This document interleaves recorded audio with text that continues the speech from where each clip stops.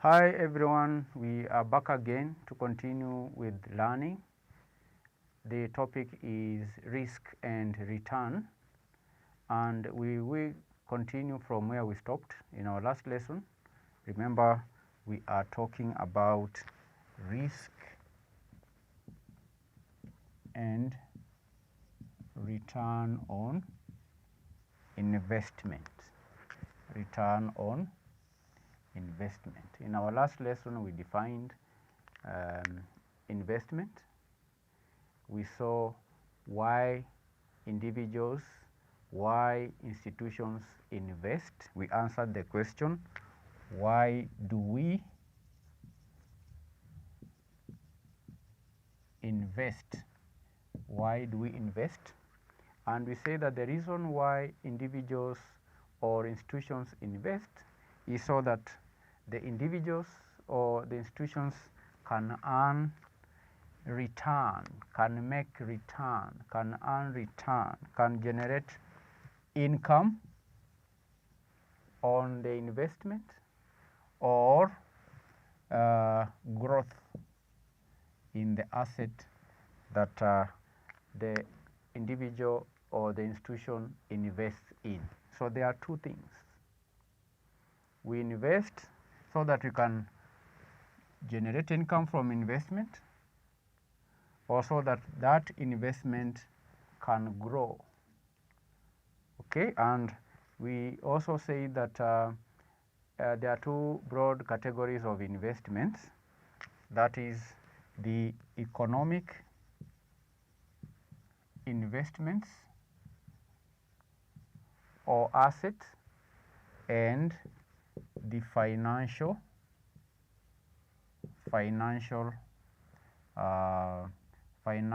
investments. Financial investments or economic investments. We say that economic investments is simply investment in the physical assets. Physical assets, you may also call them real assets, like buildings, like land, motor vehicles, and so on. These economic assets are used in the process of producing other goods or services. These are physical goods, and they are used to produce other physical goods. So these are economic investments. And we say that financial investments or financial assets, these are assets like the stocks, bonds, we can have derivatives, and so on. These assets are used indirectly in generating or buying the physical assets. So when an individual or an organization invests in either the physical assets or the financial assets, the purpose is so that the individual can generate some income, revenue streams on a regular basis from that investment, or so that the individual may grow that asset. Growth. And you can give an example of an equity share. An equity share is simply an ordinary share. When you buy an equity share, the purpose would be to have some income from that equity share, which is a financial asset. An equity share is a financial asset. When you buy an equity share, you are expecting to generate some income, which in finance we call dividends.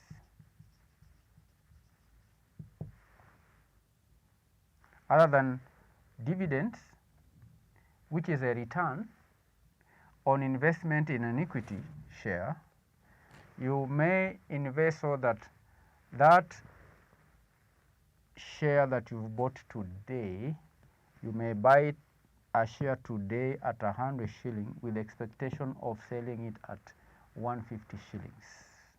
And that is what we are calling growth. You buy a share at 100 shillings, you expect this share to grow to 150 shillings after 1 year. And in finance, that is what we call capital appreciation. You are buying an asset today so that after some period of time, that asset will appreciate in value. So if you are to dispose this share at 150, you would have head return, which is a capital appreciation of 150 shillings. And we also said in our previous lesson that the reason why we make investment is because when you hold money in your pocket, that money does not grow. You need to invest the money so that you can create more wealth. So that is what we discussed in our last lesson. And I want to give an example because it's very important for us to understand these concepts.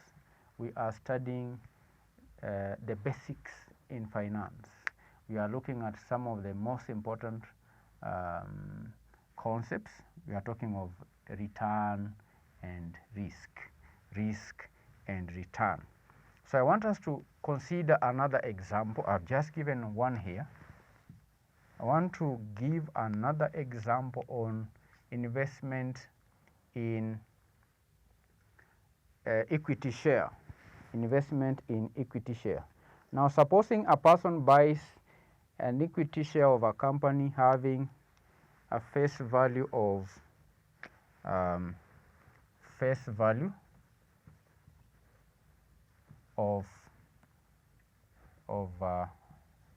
100 shillings, and the face value a person buys equity share whose face value is 100 shillings, and he buys this share at the market price. Market price is, say, 120 shillings.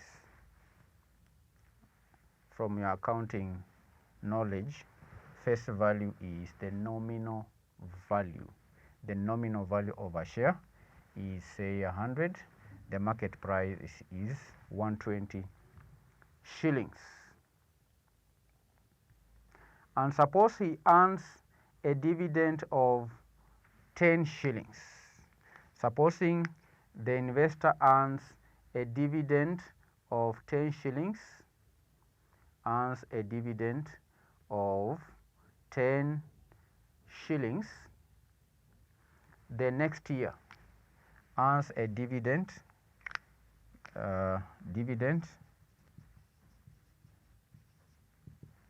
of shillings 10 after 1 year.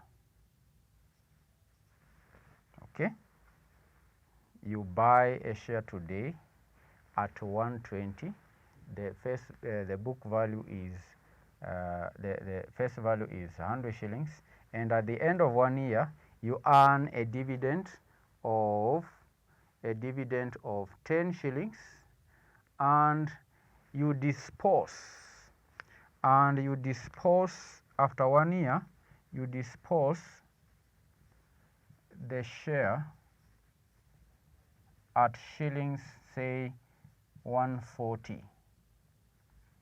At shillings 140 after 1 year. You dispose it at 140. You bought the share at 120 shillings, then you sell it at 140 shillings. So the return earned by the investor, the return earned by this investor Because remember, the reason why you are investing is so that you can earn, get some return. So the return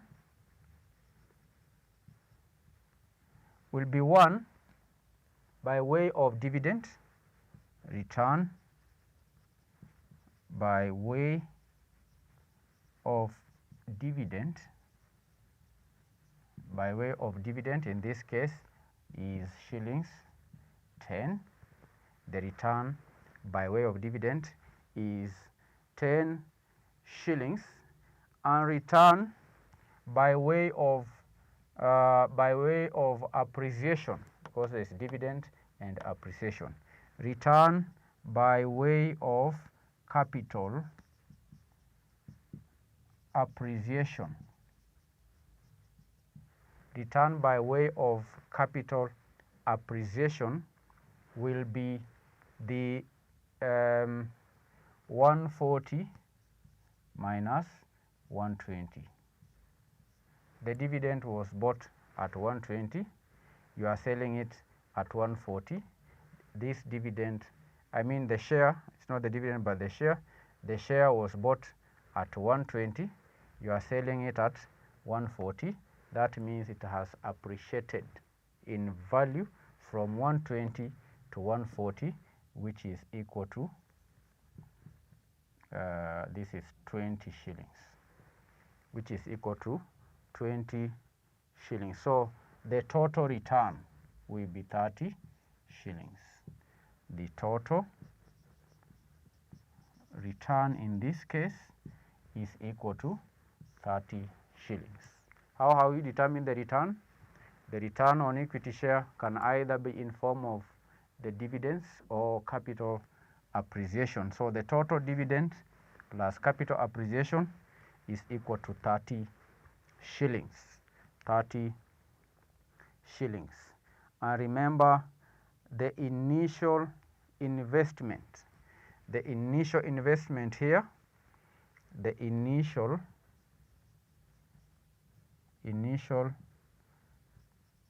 investment was the 120. He bought at 120. The initial investment is 120 shillings. You invested 120 shillings. At the end of the year, you have 30 shillings return. So the rate of return, in this case now, we can determine the rate of return. So the rate of return would be the 30 shillings, which is the return over the initial investment of 120 shillings times 100. That will give us the rate of return, which is 30 divide 120. So this is equal to 25%.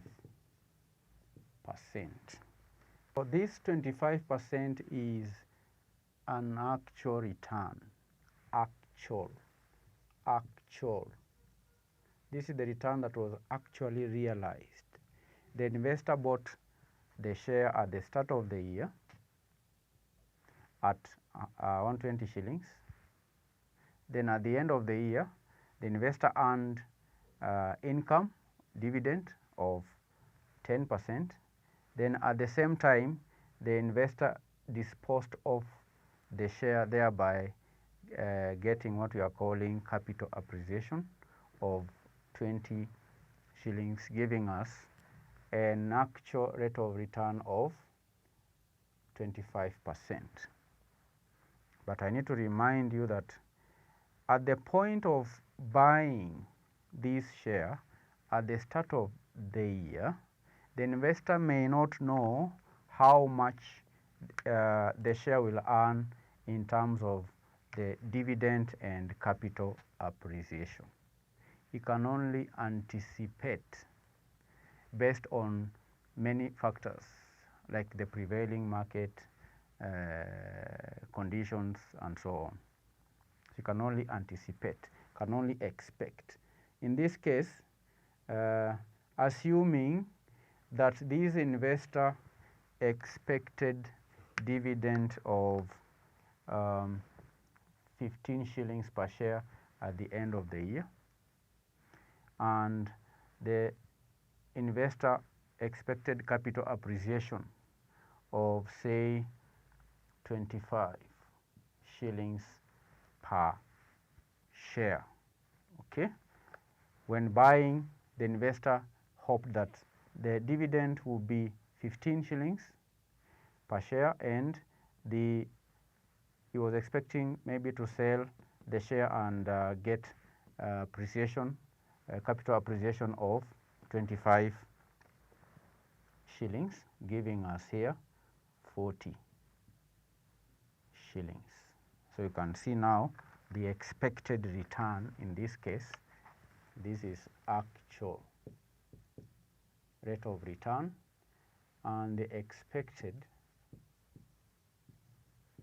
return would be the expected return over initial investment, which is 40 over 120 times 100. So that is 40 divide 120. So this is equal to 33% being the expected rate of return. So you see, the expected return, rate of return, is different from the actual return. The investor expected to earn 33% on his investment at the end of 1 year, but he actually earned 25%. So there is a variation. The rate, the actual return has varied from expected return. There is variation. It has differed, is different. Okay? There is a difference between the rate, the expected, and the actual. Okay? And this is what we call last time risk. Risk is the probability or the chance that the expected return will not be equal to the actual return. It will vary. So however accurately the investor may predict the expected return, there will always be a possibility that the dividend, in this case, the expected dividend will vary from actual dividend. The capital appreciation will vary from the actual capital appreciation. However accurate, an investor will try to predict the expected return, because remember we said that the future is always uncertain, associated with uncertainty. It's not certain. And due to the fact that the future is uncertain, then the expected return will always be uncertain. It cannot be known with precision. You cannot predict with precision how much you are going to earn from an investment. And that's what we defined as the risk, the possibility that the expected return on investment will vary from the actual investment. So now the question that we need to answer is now, how do you measure? How do you measure the level of variability in expected return? How do you measure the level of variability in return? That is a question that now needs to be answered. How to measure the variability of expected returns? How to measure the variability of expected return, because that will form the basis of the decision in investing in any given financial asset or economic asset. So, having understood or appreciated the reason why the expected return will always be different from the actual return, we will now proceed and try to answer this question: how? How do you measure the variability of expected return? Now, the estimate of probability is made by use of measuring the variability of expected return. Estimate of probability is made use of in measuring the variability of expected return. And since the expected return on equity share is only an estimate, okay, the expected return on equity share is only an estimate that is likely to vary, the investor has to consider the probability of getting different possible returns, okay, getting different possible returns. The investor has to consider the probability of getting different possible returns. In other words, instead of estimating a single value for the expected return, the investor has to foresee different possible returns and the probability of getting these different returns, instead of just estimating one single expected return. For example, say 40, here we had 40. Instead of just the investor expecting 40, then he needs to consider different possible returns on the equity share. Then on the basis of the probabilities that are made, then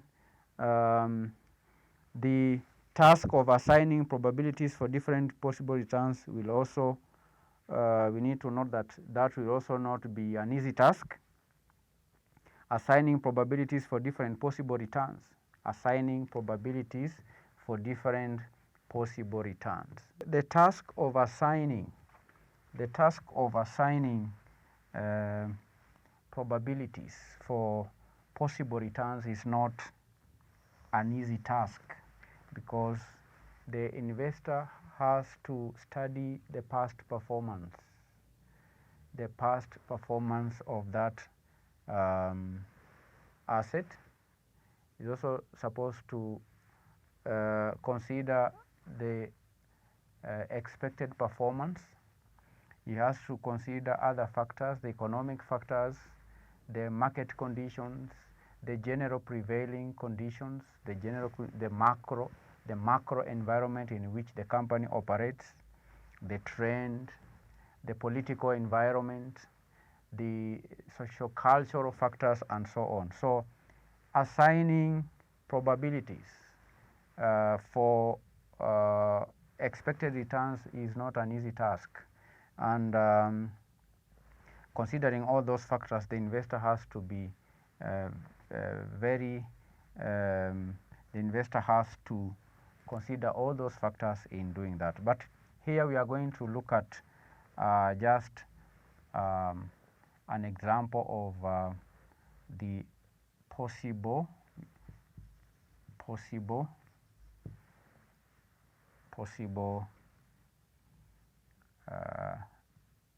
return,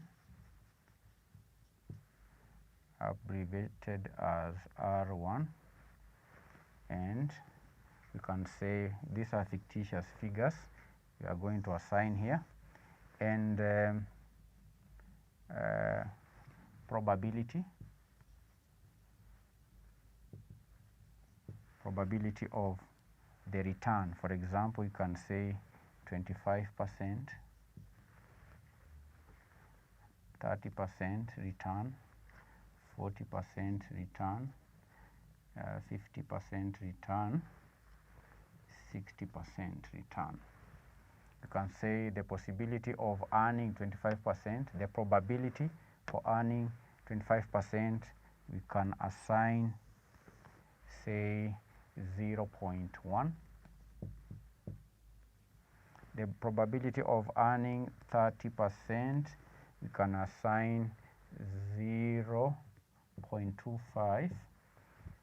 Then the probability for earning 40%, we can assign 0.30.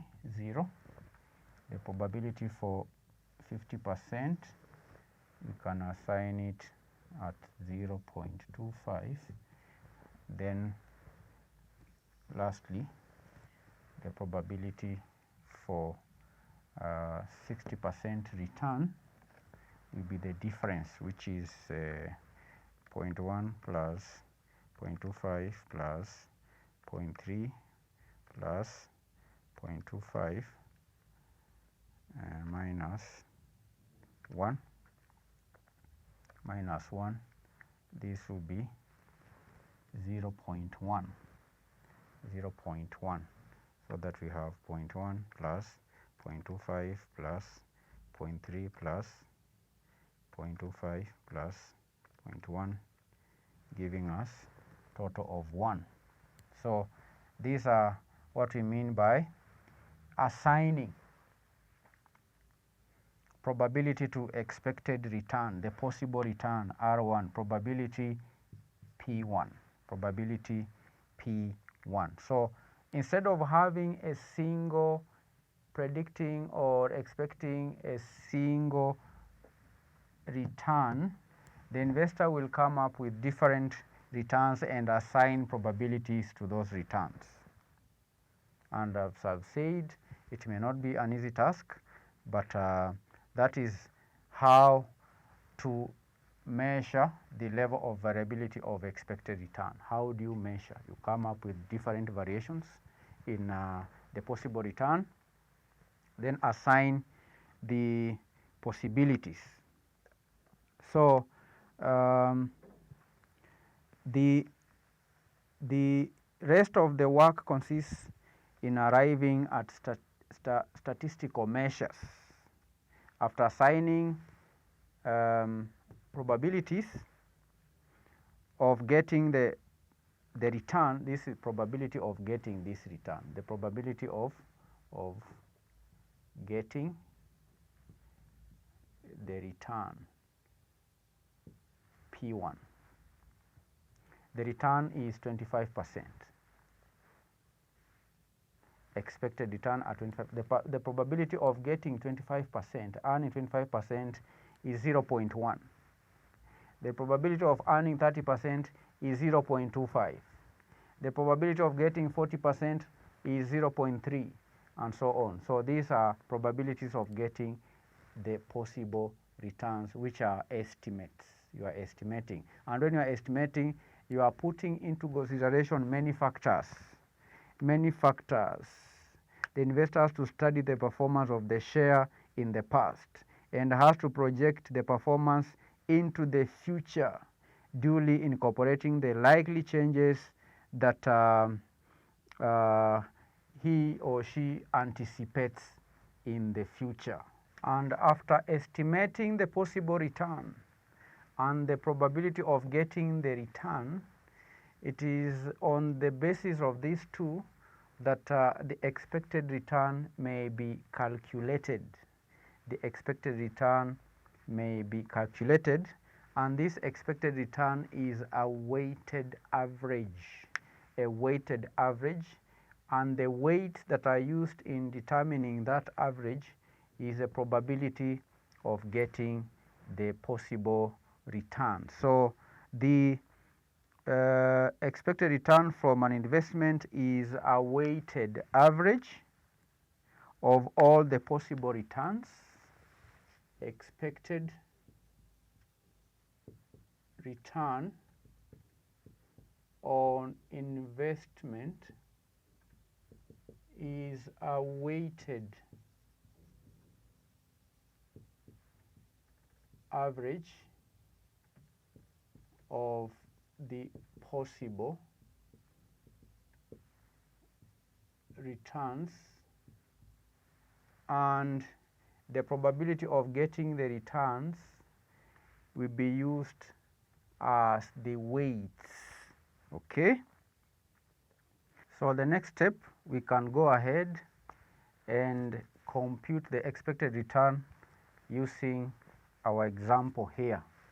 So we can go ahead and compute the expected return, which you have said is a weighted average. So one column will comprise the possibility of return, abbreviated as R. The next column, we can have the probability,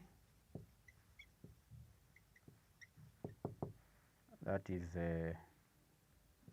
P1. Then lastly here we'll have the expected return. The expected return, abbreviated as expected return, and this will be equal to the summation of the probability, the possibility of return R1 times the probability of the respective return P1. So that summation will give us the expected return. So the first possibility is 25%. If the possible return is 25%, the probability will be 0.1. So we'll multiply R1 times P1 to give us here 2.5. Then the other scenario will be the 30%. When the return is expected to be 30%, the probability of that return is 0.25. Next is a 40%.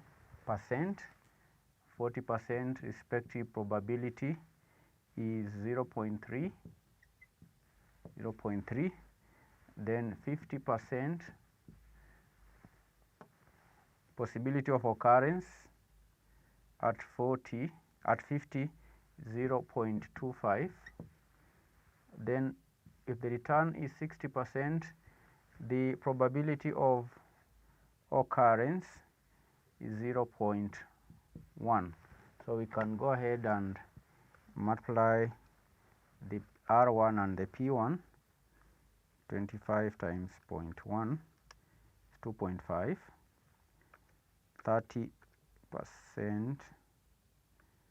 that is 30 times 0.25,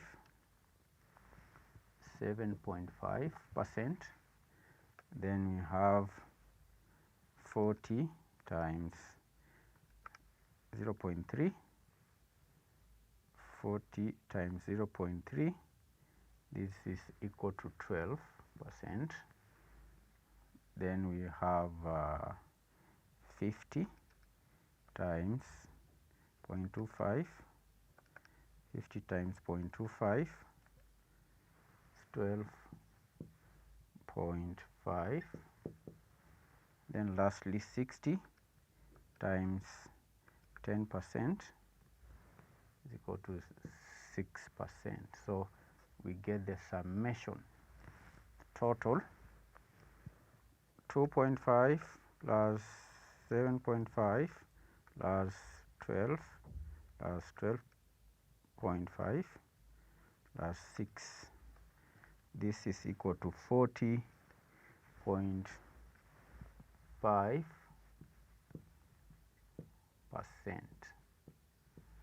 40.5% is the expected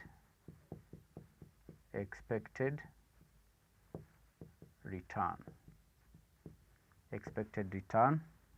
of this investment. So this is how the variability in expected return is determined. So 40.5% will be the expected return based on the figures provided.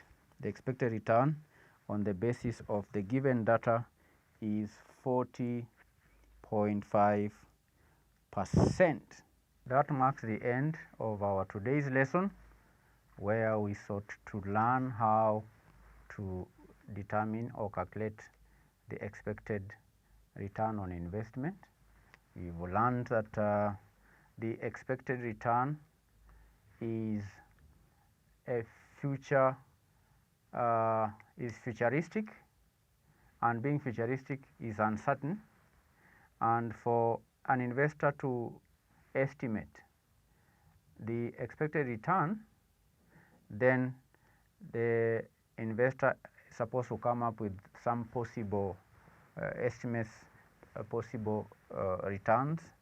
Then probability of getting the respective return is to be determined based on after studying the environment, after studying the past performance of the asset, and what is expected in future. So that marks the end. We continue from there. Remember, we are learning a very important concept in finance, the concept of investment and risk. So thank you for attending this lesson. God bless you. Thank you for watching this video. Don't forget to get yourself a copy of our professionally prepared study text and revision partners. Visit our shop along Tom Boyer Street, Pioneer House, 3rd floor, opposite Fire Station.